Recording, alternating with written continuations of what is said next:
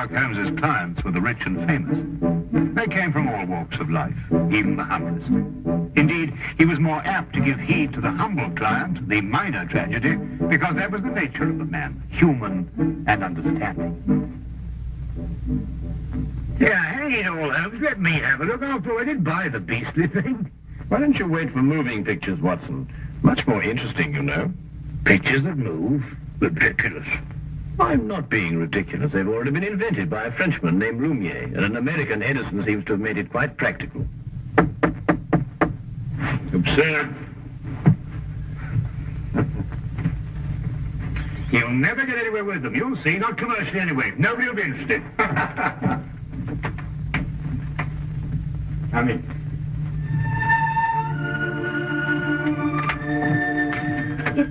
It's Mr. Sherlock Holmes in, please, sir. Yes, he is. I'd like to see him if he'll speak to me, please, sir. Of course he will.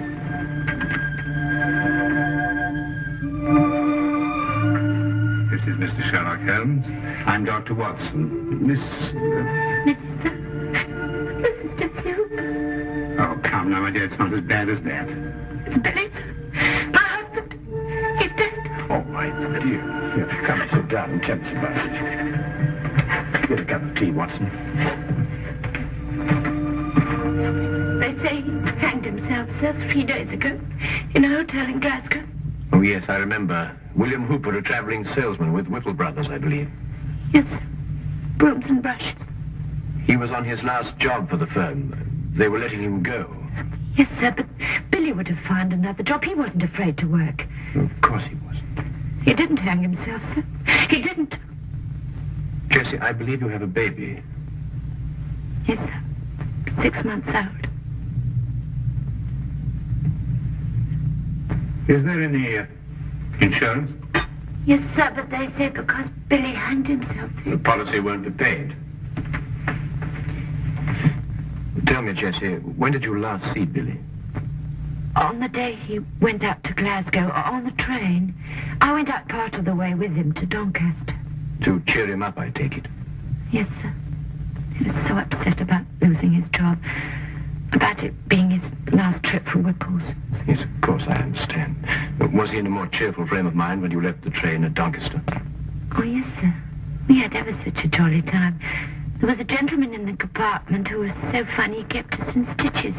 When he laughed, you just couldn't help laughing with him. I see. Was there anyone who might have benefited by his death? No, sir. No one at all. Was he a native of London? No, sir. He came from Export. That's a little village in Cornwall. I see. Well, I can't promise anything, Mrs. Hooper, but I'll certainly do my best. Now, where can I get in touch with you? Number 26, Western Lane. And so there's something I must tell you.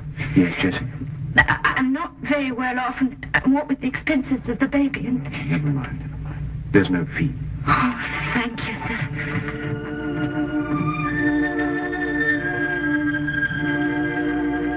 Goodbye, sir. Goodbye, Jessie. Sir, I don't know how to...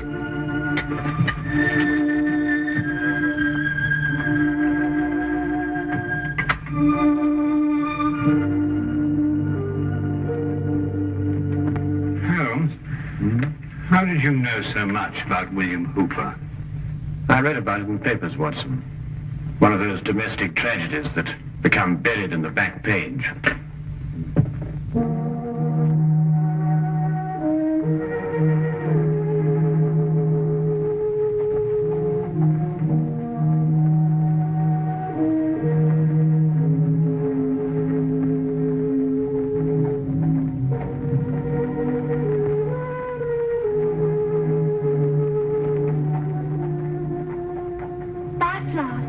No, thanks.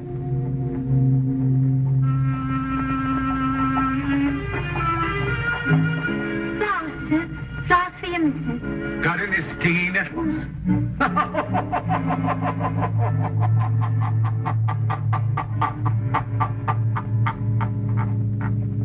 If you want to kill somebody, you can poison them or shoot them or stab them or push them over a cliff if you like, but you don't hang them. It's still deucedly awkward. Unless, of course, you want to make it look like suicide.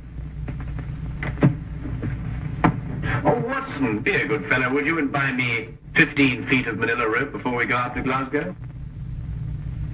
Well, we could buy that anyway. Glasgow?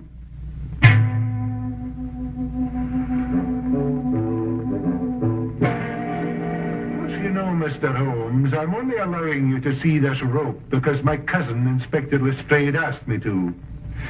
He tells me you've been a wee thing useful to him down there in London from time to time. Well, that's very kind of you to say so, Inspector McDougal. I'm sure that your cousin would appreciate that. Well, there it is. Nothing but an ordinary rope. Nothing unusual about it at all. Well, it's an efficient knot. Which anyone could have tied. And you're quite convinced that Billy Hooper hanged himself with it, eh? Well, he put the rope round his neck, stood in a chair, and then kicked the chair from under him. But first slinging the rope over a ceiling beam and tying it to a bedpost, eh? Aye. Have you examined the rope with the glass, Inspector? Glass, Mr. Holmes. In Glasgow, we have another use, a more practical use for a glass. To put a wee drop in, you can. Oh, yes, yes.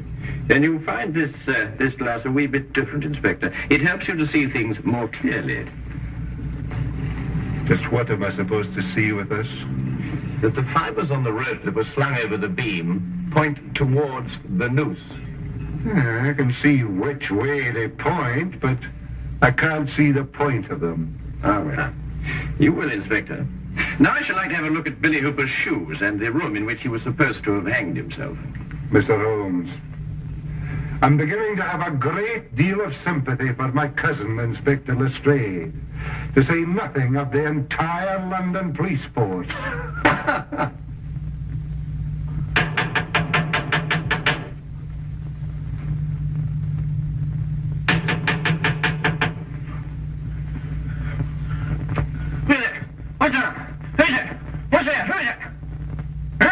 Morning, sir, morning. Beautiful morning, isn't it? This is the room, gentlemen.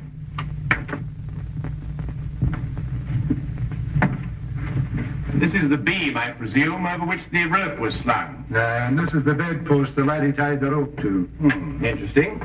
Just a little routine detection, sir. Why don't you go back to sleep? Watson, let me have the rope you bought in London, would you? Yes.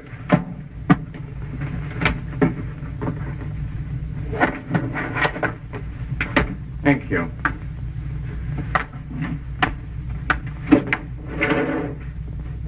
Now, would you come and stand under the noose? Just a minute, Holmes. What are you up to? Mr. Holmes, I'm afraid I can't allow you to hang your friend in my presence. Oh, very well. I only wanted to make the demonstration as graphic as possible. Would you hold it, Watson? Now, observe the rope, Inspector, passing over the beam as I hoist Watson up. What is all this here, now? Oh, just an experiment, Watson. I believe you put on a bit of weight, old chap. It's nonsense today, now. Let's have a look at the rope. Inspector, observe that part of the rope which passed over the beam. You'll note that the fibers point towards the noose. Exactly like the fibers of the rope Hooper was hanged with.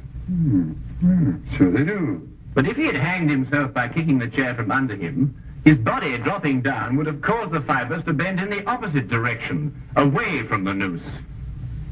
I've got it, Holmes. And because the fibers bend towards the noose, therefore, Hooper must have been pulled upwards. And since he obviously didn't pull himself up, someone else must have. And that is murder.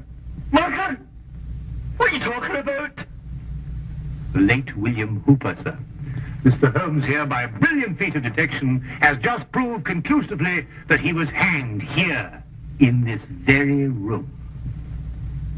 Hanged in this very room? Let me go in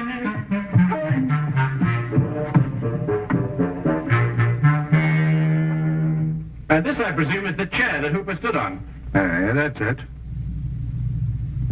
Yeah, there are no scratches on the seat. And there was a nail sticking out of Hooper's right shoe. Further evidence if you require any, Inspector. Fragments of glass.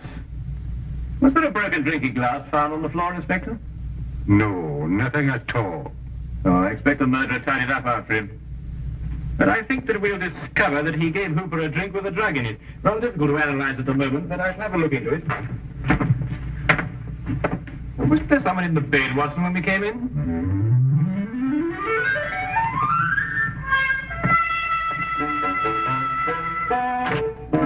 John Carver, 28 Minute Road, Birmingham. Henry Hampton, 76 Casket. 76 Casket Lane? Do you recall Hampton? Hampton. Yes, I remember a salesman, I believe. Stayed just the one night. Not one of our regulars. Did you notice anything in particular about him? No. Yes, he limped. That's right, he limped. He limped, did he? That will prove useful. Thank you.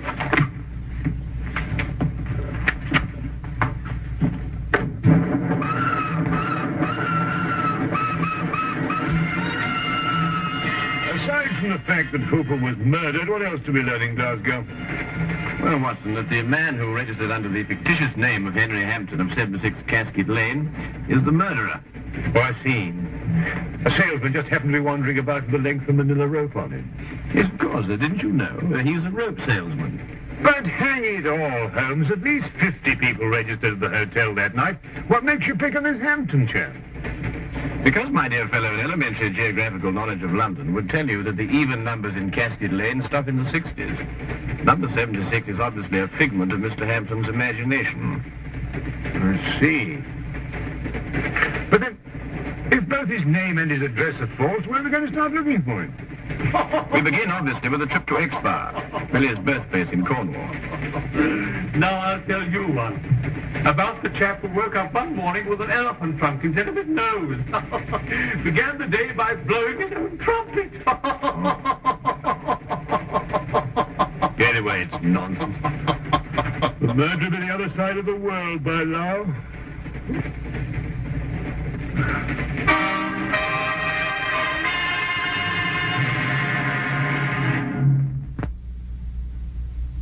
And now we return to the case of the Jolly Hangman.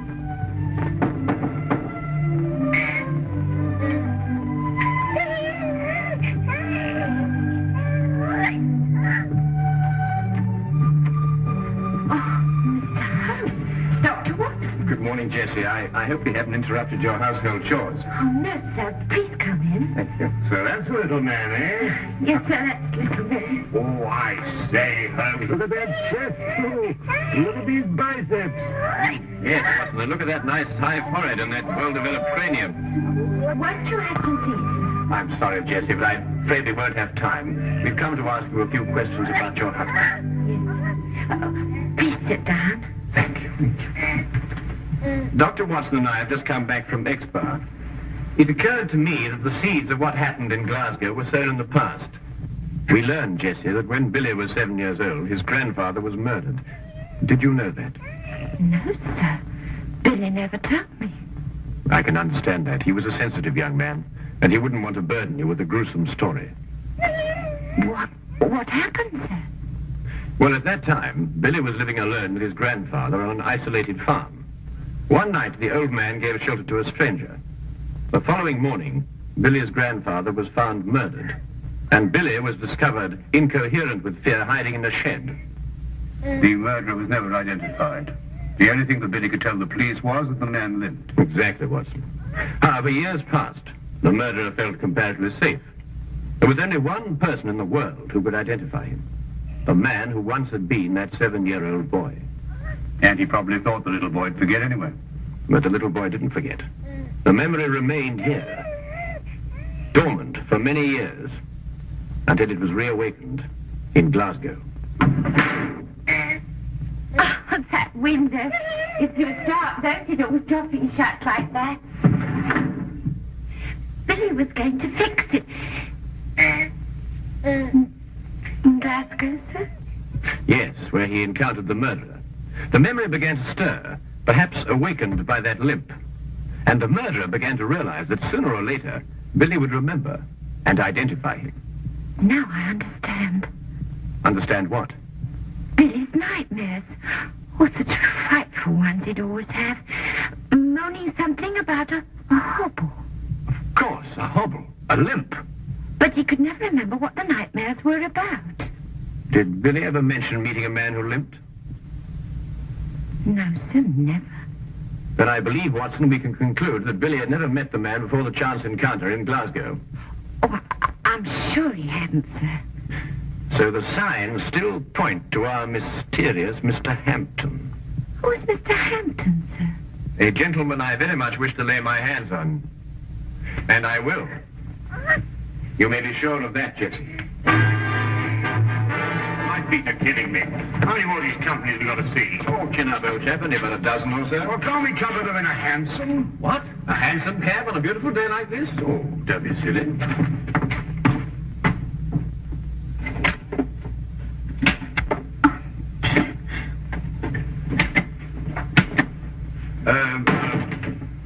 Good afternoon. Do you use a colon or a semicolon after dear, sir? Oh, colon, miss. Now, come along, Holmes. You know better than that. Semicolon, young lady. I can't find either. Tell me, is your sales manager in? A sales manager? That'd be Mr. Thornton, wouldn't it? Or Mr. Baxter? Yes, Mr. Baxter. Did you have an appointment with him? No. Must we have one? I don't know. I'll ask him.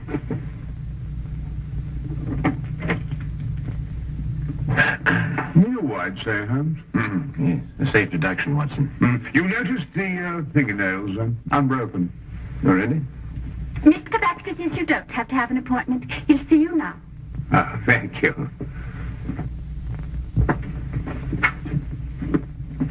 Good afternoon, gentlemen. Good afternoon. And what may I do for you? Good afternoon. My name's Dr. Watson, and this is Mr. Sherlock Holmes. Sherlock Holmes, eh? Oh, this is an honor. Not here to arrest anyone, though, I hope. Would it be an imposition to ask for your salesman's itinerary during, let's say, the last few weeks? The cities they've covered? No sooner asked than done, as the genie said. Oh, must be in the file drawer. Our road chart, you know. Dr. Watson, would you mind getting it? It's in the drawer over there. Yes, of course I will.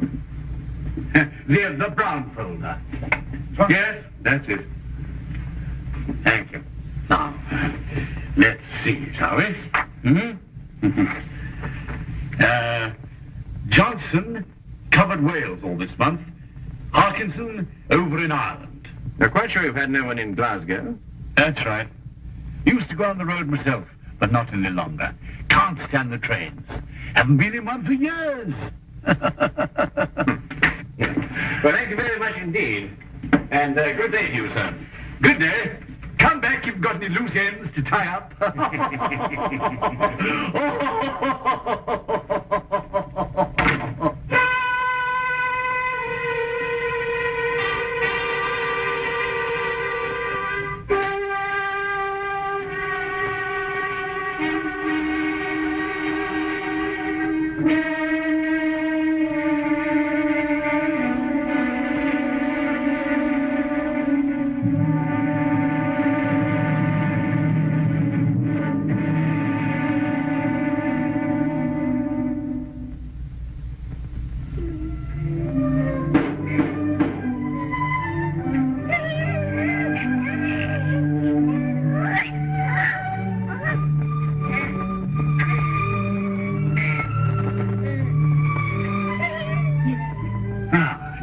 Afternoon, Mrs. Hooper. You don't remember me, Mr. Baxter. Oh, yes, of course I do, sir. Won't you come in? Thank you. You were the jolly gentleman on the train with Billy and me. Give me your coat. Oh, thank you. I've come to offer you my deepest sympathy. Yes, sir. Oh, a tragedy. He was a fine boy. Oh, there. Come now, little lady. There's always a ray of sunshine somewhere. Ah, there it is.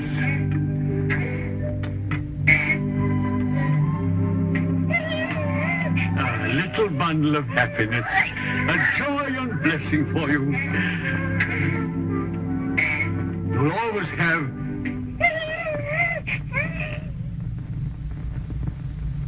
Ah, that's right. You didn't know, did you? I was seated all the time you were in the compartment, wasn't I? Well, just goes to show you, we all have our trials and tribulations. Yes. Oh, but here am I, forgetting what I came for.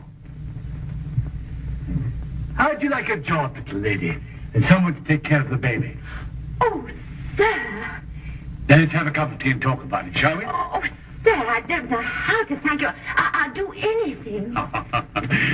I'll send you to a secretarial school, and then you'll be my secretary. Oh, sir, that would be wonderful. You know, I didn't know how I was going to manage. Oh.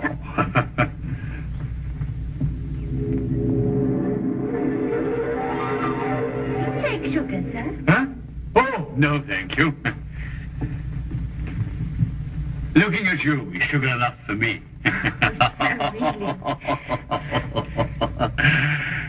My friend Sherlock Holmes tells me you've been to see him. Do you know Sherlock Holmes, sir? Oh, I should think I do. Always asking my advice, Sherlock is. Can't solve a case without me, he says. He and Dr. Watson went up to Glasgow, you know, inquiring at the hotel where Billy was. And then they went down to Expa. How do you know all that, sir? Oh, Sherlock tells me everything. I suppose you told him that you and Billy met me on the train. And you gave him my name. I'm afraid I'd forgotten your name, sir. And you now? And you're the only one who knows, eh? Well, wouldn't Sherlock be surprised to find that I'd met Billy on the train? Yes, indeed. Wouldn't he be surprised? Yes, sir. Now, bring up your tea, and we'll talk about your new job. Huh?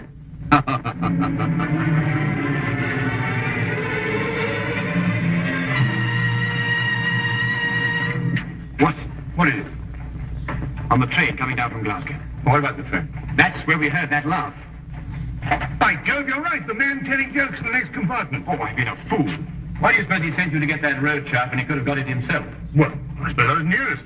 No, because he didn't want us to see that he limped. Don't you understand? He's the jolly man in the train who cheered up Billy and Jessie. Cabby! Cabby! Here! Quickly, Watson. We've no time to lose. I'm right behind you. Baxter's office? No. Who's the only person who can prove that Baxter met Billy?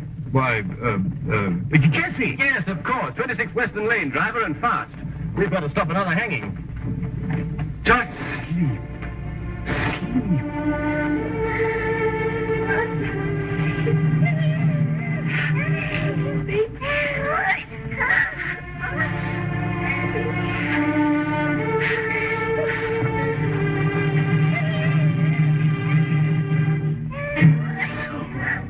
You had to go to Sherlock Holmes, eh?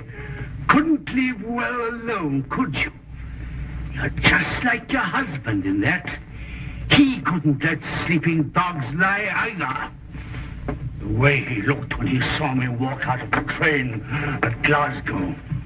Well, maybe he wouldn't have remembered my limp from that night, and maybe he would. No point in taking chances. I don't believe in taking chances. Mrs. Hooper? Mrs. Hooper! It's Sherlock Holmes. Open the door. Mrs. Hooper! Jessie, it's Sherlock Holmes. Open the door. Jessie, open the door. All right, Watson, break it down.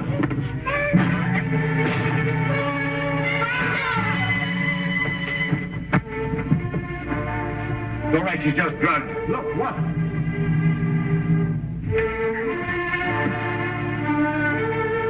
No.